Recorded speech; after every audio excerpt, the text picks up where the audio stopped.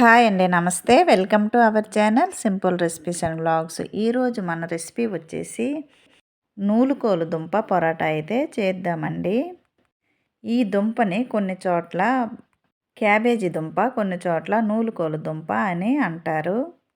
So late చేయకుండా పొరాటాలు అయితే prepare చేసేద్దాం. దీనికోసం అయితే నూలుకోలు దుంపలను నేను ఇక్కడ అయితే 3 తీసుకున్నానండి. దీన్ని చెక్కి తీసి సన్నగా తురుముకోవాలి. తరువాత స్టవ్ పైన ప్యాన్ పెట్టి 2 స్పూన్ల వరకు ఆయిల్ వేయాలి. ఆయిల్ హీట్ అయిన తర్వాత దీనిలో జీలకర్ర, ఆవాలు, కొద్దిగా కరివేపాకు చిన్న చిన్న పీసెస్లుగా కట్ చేసుకొని వేయాలి. తరువాత దీనిలో నూలుకోలు దుంప తురుమును వేయాలండి. తరువాత దీనిపైన మూత పెట్టి దీన్ని మగ్గించాలి. ఈ క్యాబేజీ దుంపను పిల్లలైతే ఇష్టంగా తినరండి. కానీ ఈ వింటర్ సీజన్లో దొరికే ఈ దుంప హెల్త్కి చాలా మంచిది. అందుకని ఇలా పొరాటాల్లా చేసి పెట్టండి, ఇష్టంగా తింటారు. ఇది మగ్గిన తర్వాత దీనిలో టేస్ట్కి సరిపడా ఉప్పు, చిటికెడు పసుపు వేసి మూత పెట్టి మీడియం ఫ్లేమ్లో వీటిని ఫ్రై చేసుకోవాలి.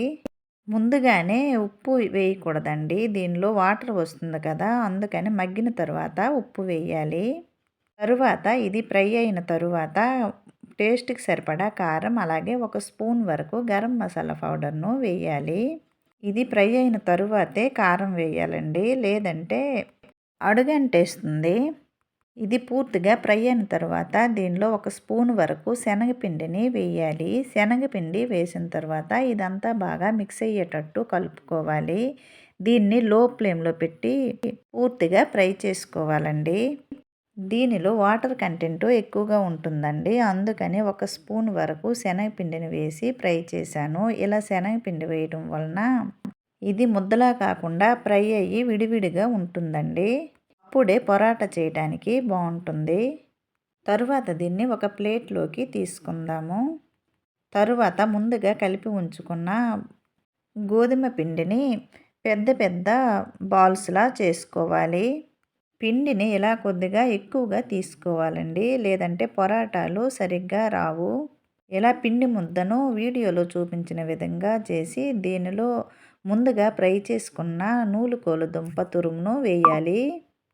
తరువాత ఈ స్టఫింగ్ బయటికి రాకుండా పిండితో కవర్ చేస్తూ ఇలా వీడియోలో చూపించిన విధంగా పొరాటా అయితే ఒత్తుకోవాలండి.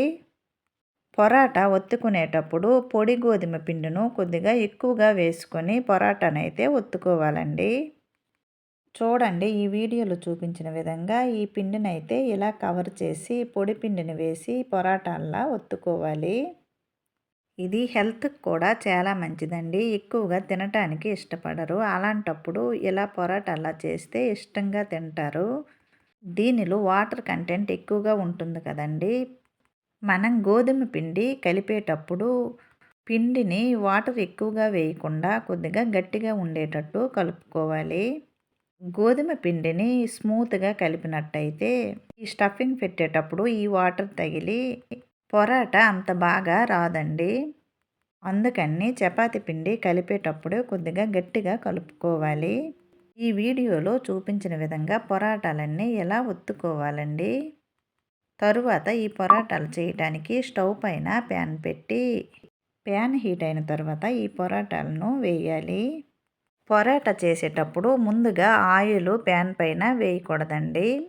ముందుగా ఈ పొరాటా వేసిన తర్వాత ఈ పొరాటా పైన చిన్న చిన్న బబుల్స్లా వచ్చినట్టయితే పొరాటాను తిరగేయాలి.